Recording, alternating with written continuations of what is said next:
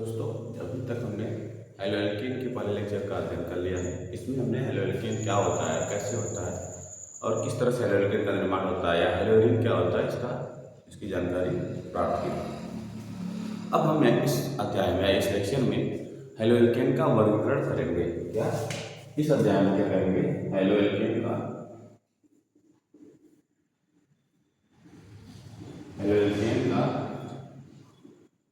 वर्गीकरण किया जाएगा।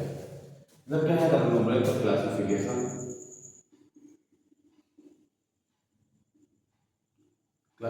Of haloalkane.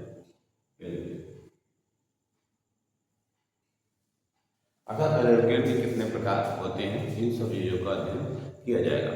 प्रीवियस लेक्चर में ये भी देखा गया है कि हेलोएल्केन जो होता है, इंट्रोडक्शन जब देखा गया उसमें हमने देखा कि हेलोजन और एल्केन से मिलकर के हेलोएल्केन का निर्माण होता है। और उसी लेक्चर में हमने ये भी देख लिया था कि हेलोएल्केन के जो प्रकार होते हैं वो कितने प्रकार के होते हैं। और हेलोएल्केन को जब वर्गीकृत किया जाएगा तो बहुत सारे आधारों पर वर्गीकृत किया जाता है। ऐसा नहीं है कि एक सिंगल आधार पर वर्गीकृत कर सकते हैं।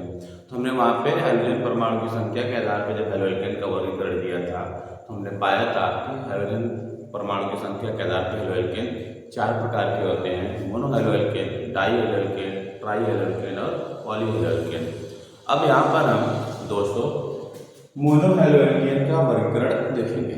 क्या मोनो हेलोएल्केन का वर्गीकरण देखेंगे कि मोनो हेलोएल्केन कितने प्रकार के होते हैं। जब भी मोनो हेलोएल्केन की बात करेंगे तो मोनो हेलोएल्केन क्या होता है, तो वो कार्बन परमाणु या ऐसा कार्बन क्या होगी जिसमें एक हाइड्रोजन परमाणु उपस्थित होता है। क्या ऐसा कार्बन क्या होगी जिसमें एक हाइड्रोजन परमाणु उपस्थित होता है, उसे हम लोग क्या बोलते हैं? मोनो हेलोएल्केन बोलते हैं। जैसे CnH2+1 एल्केन में हाइड्रोजन जो परमाणु था उसको हाइड्रोजन द्वारा प्रतिस्थापित कर दिया गया। एल्केन में जो हाइड्रोजन परमाणु था उसको प्रतिस्थापित कर दिया गया।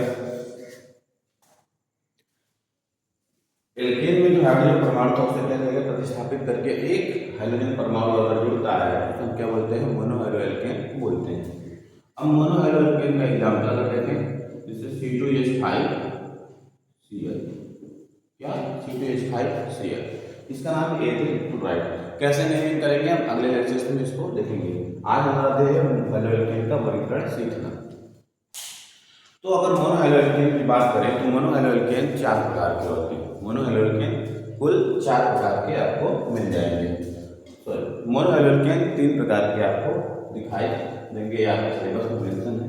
पहला जो मोनो हेलोएल्केन है वो है क्या? प्राथमिक। क्या है? प्राथमिक मोनो हेलोएल्केन। क्या? प्राथमिक मोनो हेलोएल्केन। इसी को हम लोग बोलेंगे प्राइमरी। अगर इंग्लिश टर्म की बात करें तो क्या बोलेंगे? प्राइमरी। तो प्राइमरी और उसके बाद आगे क्या हो जाएगा? Mono haloalkane. Primary mono haloalkane क्या है? 1 डिग्री से भी बताते हैं, हिंदी में प्राथमिक लिखते हैं और हिंदी में प्राइमरी इसे लिखा जाता है। अब देखिए हेलोएल्केन में क्या होगा? एक हाइड्रोजन परमाणु जुड़ा होगा। मान लीजिए कोई हाइड्रोजन परमाणु H से हम लोग रिप्रेजेंट करता है। X इक्वल टू हमको पता है कि क्लोरीन, क्लोरीन, ब्रोमीन और आयोडीन होता है। क्या X इक्वल टू होता है? क्लोरीन, क्लोरीन, ब्रोमीन और आयोडीन। ये हमारे पास जानकारी है। अब जो ये X परमाणु है, क्या जो ये X परमाणु है, इस X परमाणु के साथ कोई कार्बन होगा। इस X परमाणु के साथ क्या होगा? कोई ना कोई क्या होगा? कार्बन लगा होगा। ये जो कार्बन है इसकी एक वैलेंसी हाइड्रोजन परमाणु द्वारा पूरी हो गई। ये कार्बन जो है इसकी एक वैलेंसी हाइड्रोजन परमाणु द्वारा क्या कर दी गई है? पूरी कर दी गई है। बाकी की जो वैलेंसी होगी, अगर वो हाइड्रोजन द्वारा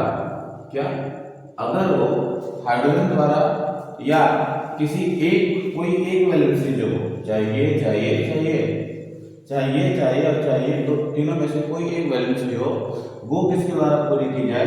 तो एक एल्काइल ग्रुप के द्वारा पूरी की जाए। अर्थात इस तरह से अगर हो जाए तो हम इसको बोलेंगे मोनो हेलोएल्केन बोलते हैं। अब यहाँ R का मान क्या है? तो हमने आपको बता दिया है कि R का मान होता है CnH2n+1। क्या होता है? CnH2n+1 होता है। ये क्या है आपका R की वैल्यू हो जाएगी। अब एग्जाम्पल की अगर बात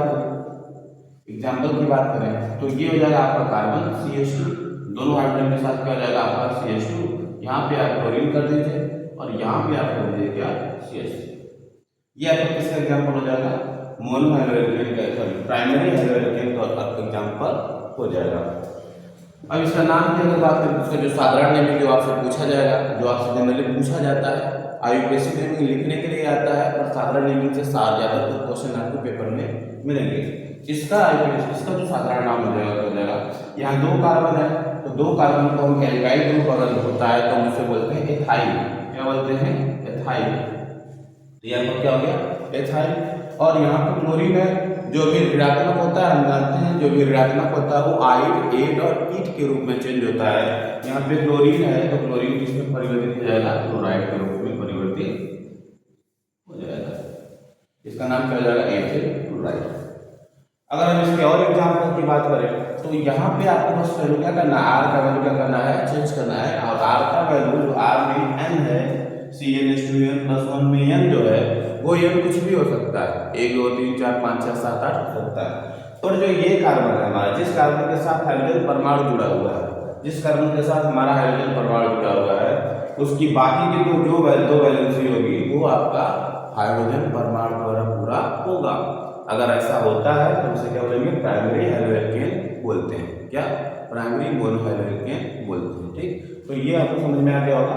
अब हम बात करेंगे द्वितीयक मोनोहाइड्रोजन, किसकी, द्वितीयक मोनोहाइड्रोजन।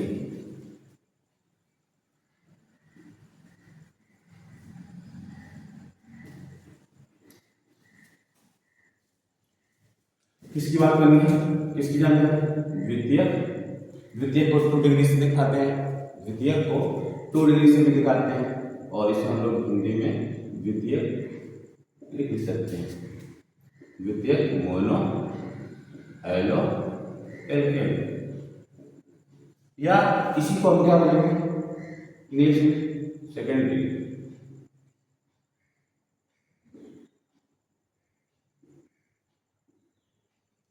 क्या बोलेंगे, सेकेंडरी। ये भी एकदम वही सिंपल है। अगर आपको प्राइमरी समझ में आ गया है तो सेकेंडरी आपको समझ में ज्यादा दिक्कत नहीं होगी। चलिए देखते हैं, एग्जाम्पल की बात करते हैं।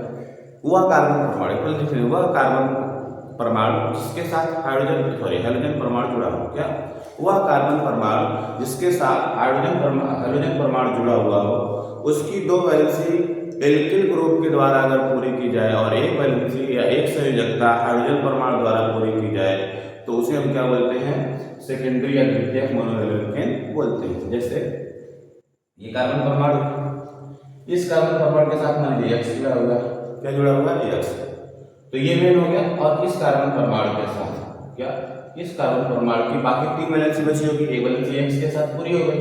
अब जो 3 वैलेंसी बची हुई है, इन 3 वैलेंसी में से एक वैलेंसी जो होगी वो आपकी R होगा, एक वैलेंसी में क्या होगा, हाइड्रोजन होगा, और बाकी जो 2 वैलेंसी होगी वो किसके साथ पूरी की जाएगी, एल्काइल ग्रुप के साथ। किसके साथ, एल्काइल ग्रुप के साथ, जहाँ X क्या हो जाएगा, फ्लोरीन, क्लोरीन, ब्रोमीन और आयोडीन हो जाएगा, और R क्या हो जाएगा, CnH2n+1 हो जाएगा। तो अगर ऐसा है तो हम इसे क्या बोलेंगे, सेकेंडरी या 2 डिग्री या फिर द्वितीयक मोनोहाइड्रोजन बोलते हैं। अब एग्जाम्पल, अगर इसके एग्जाम्पल की बात करें तो एग्जाम्पल क्या हो जाएगा, यहाँ R के वैल्यू आप कुछ भी रख सकते हो। आप CH3 यूज कर लीजिए, यहाँ पे क्या हो जाएगा आपका CH3 यूज कर लीजिए, यहाँ पे क्या हो जाएगा आपका ब्रोमीन यूज कर लीजिए, और यहाँ पे क्या हो जाएगा आपका हाइड्रोजन यूज कर लीजिए।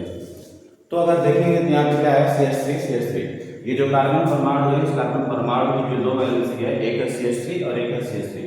जब 2 वैलेंसी CH3 द्वारा पूरी की गई है और एक वैलेंसी इसके द्वारा हाइड्रोजन परमाणु द्वारा पूरी की गई है, तो इसे क्या बोलेंगे, द्वितीयक मोनोहाइड्रोजन बोलेंगे। अब नाम की बात है, इसका नाम क्या हो जाएगा, इसका अगर नाम नेमिंग हम करें, इसकी नेमिंग करें, कुल कितने कार्बन की चेन है, 3 कार्बन की चेन। कितने कार्बन की चेन है, 3 कार्बन की चेन है। 3 कार्बन, एक कार्बन क्या है, अगर हम ये देख लें तो 3 कार्बन, एक कार्बन क्या है, गार्बन। हमें क्या लिखना पड़ेगा इसका नाम, अगर इसका आईयूपीएसी नाम लिखें तो क्या हो जाएगा, आपका आईयूपीएसी में हो जाएगा आपका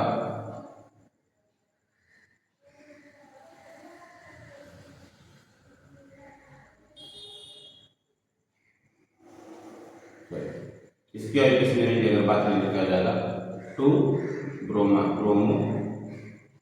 प्रोपेन, क्या हो जाएगा 2 ब्रोमो प्रोपेन हो जाएगा, इसकी और किसी ने हो जाएगी।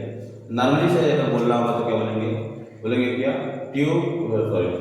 आइसो प्रोपाइल ब्रोमाइड, क्या हो जाएगा आइसोप्रोपाइल ब्रोमाइड इसका नाम हो जाएगा। ठीक, तो ये आपको समझ में आ गया। और अब हम बात करेंगे तृतीय क्या है 3 डिग्री या टर्शियरी। ठीक, तो देखते हैं इसको।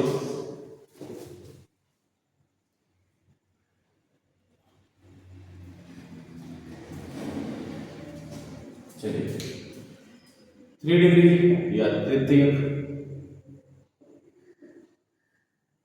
मोनो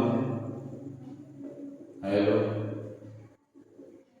एल्केन, या फिर आपका क्या हो जाएगा टर्शियरी।